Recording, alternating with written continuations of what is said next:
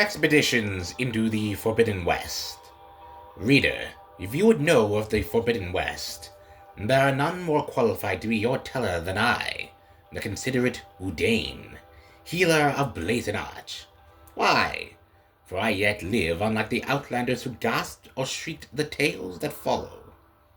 Foolhardy blazons and madcaps all, they were brought to me in near death, poisoned, mortally wounded, or driven witless by what they had experienced in the lands beyond the Daunt.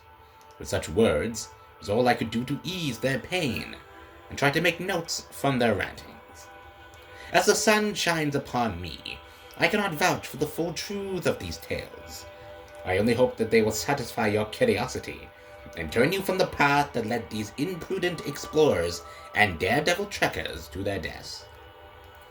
Though each account differs, it is certain that the western lands are most unlike our own. Some crossed deserts of palest white, others deserts the color of fire, or even limitless sweeps of blue sand that seem to reflect the sky above, broken only by the remnants of ancient machines. Others spoke of vast prairies of tall grass, each blade sharp enough to draw blood, dotting with shivering black flowers, or incalculable plains of dried mud, cracked like a great mosaic. At night, unknown animals watch with glowing eyes, and strange birds, all the colors of kites and fireworks, chitter and call out in men's voices. Most extraordinary of all are those reports of a lake 100 times the size of the Daybreak, so wide the far shores cannot be made out, and so deep that an entire city of the ancients stands drowned within. The water is sour to the taste and sickening, and it is said to rise up and push back against those who attempt to cross.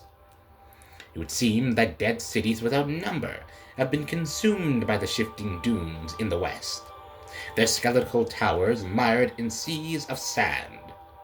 The wind is heard to sing a low mournful song through these ruins, or through the skeletons of vast metal birds now fallen, or over great metal bowls now filled with depths of black water, where fish dart like shooting stars.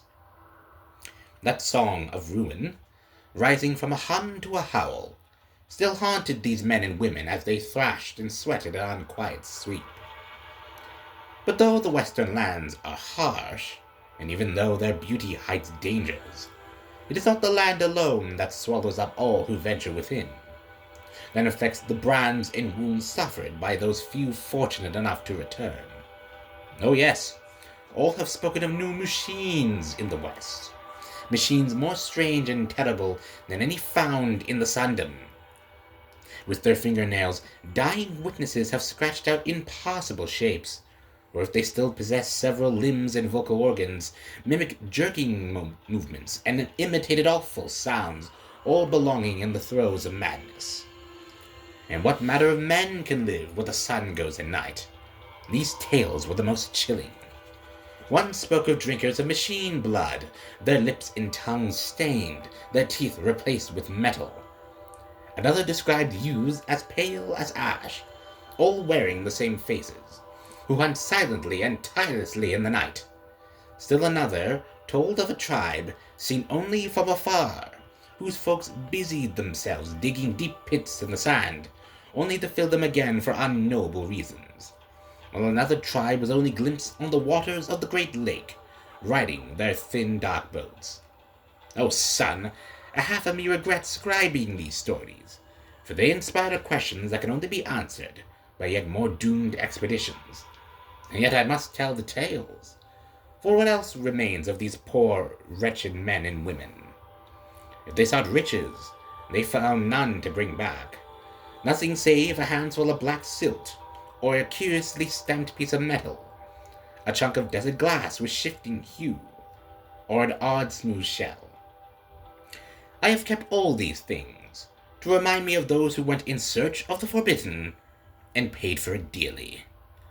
Reader, if you think yourself an adventurer, heed the warning in this old man's collection of strange small things, and go not into the Forbidden West.